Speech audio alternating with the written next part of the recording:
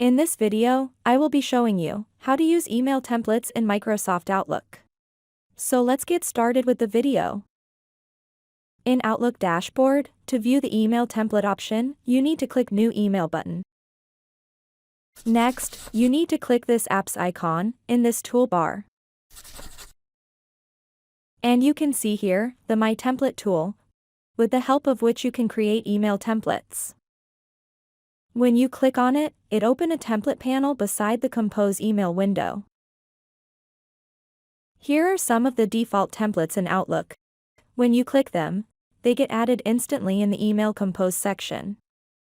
The email templates are very time-saving option if we want to send the same emails very often.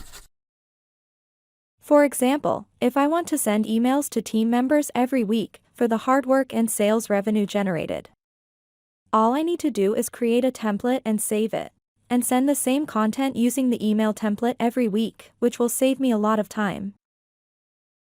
To create a new template, click this template link here. And next, in this first field, you need to add the title of the template. In this box, enter the main email content and save it. The email template is ready.